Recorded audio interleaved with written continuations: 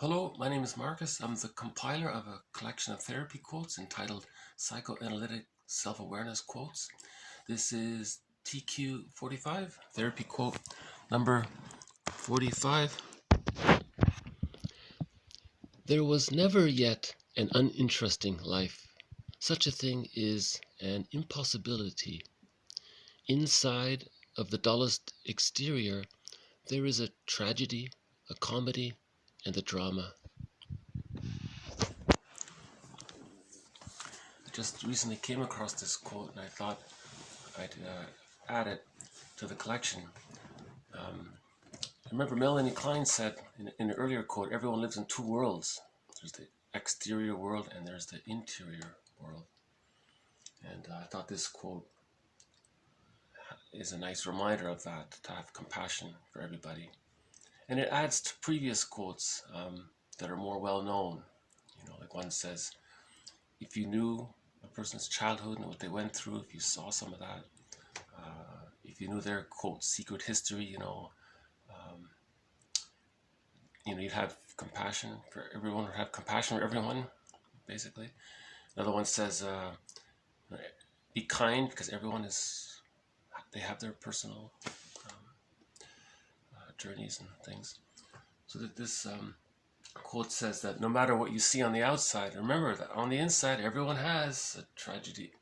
So the tragedy, right, could be prenatal trauma, that exists. Could be a birth trauma, that exists. There'll be a few quotes on birth trauma later on. There can be developmental trauma, which is what this series mainly is about. So that's developmental trauma. That means there's arrested development between psychic arrested development, not chronological or intellectual or cognitive, but psychic arrested development. So that's the theory, right? That we all have a psychic life, an unconscious life. So psychic life, a psychic arrested development between birth and 3. So by definition, if someone has acquired an insecure attachment style, the avoidant attachment style, the anxious attachment style, the disorganized attachment style, the reactive attachment style, any one of these non-secure, so any type of insecure attachment style, that right there is arrested development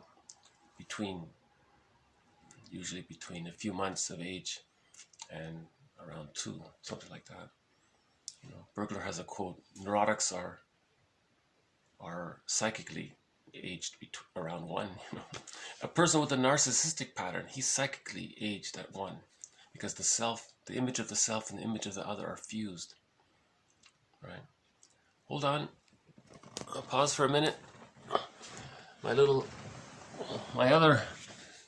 blue jay didn't come, but I quickly saw a squirrel. Did he leave? That was quick. I thought we could catch a glimpse of the squirrel. So in earlier videos, I had a surprise visit from the blue jay. So today we got I don't know if it showed, but the squirrel appeared for a second. So there's the comedy, right? So we have tragedy in life, we have comedy in life. Sometimes good things happen. And remember the benign violation theory we covered before? So just quickly, when you're safer now than you were in the past, and you look back on the past, there's you feel that contrast between before there was a lot of anxiety, and now you feel safe, and then you laugh, right? So like in a joke, you don't know the first part, there's tension, there's a benign violation of your expectations, and then then you know the answer to the joke, you feel safe, you have the knowledge, oh, okay, everything's okay, and then you laugh, right? That kind of thing.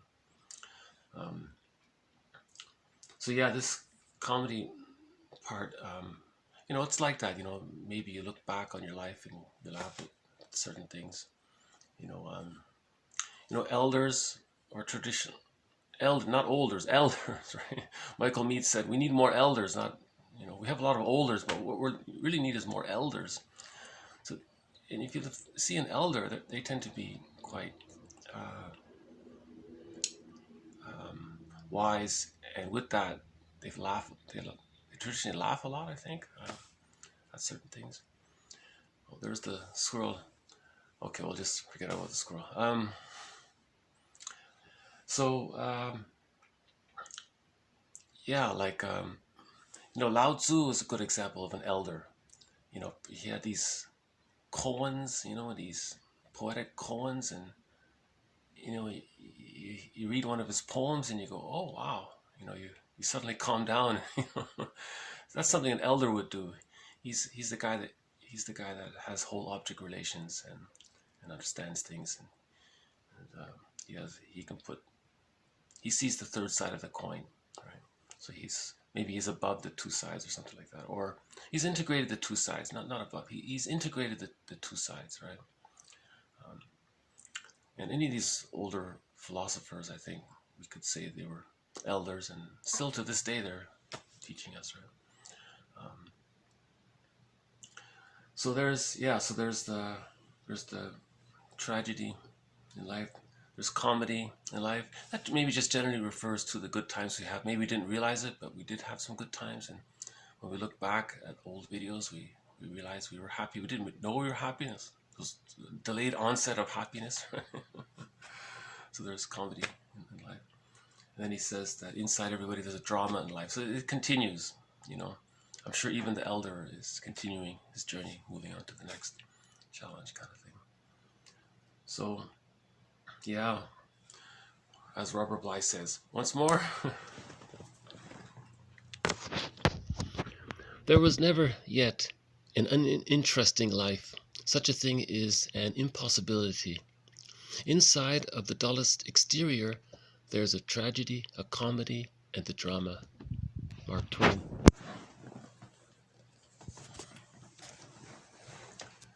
So maybe Mark Twain was an elder, for him to think like that. I don't know. Yeah. So it's that when you see someone, just remember there's two worlds.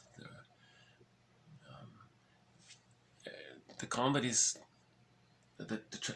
another thing about the tragedy is there's what's called situational trauma.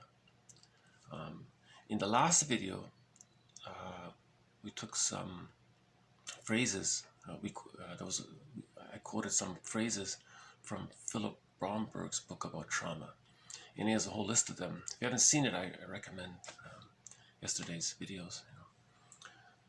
He said he calls trauma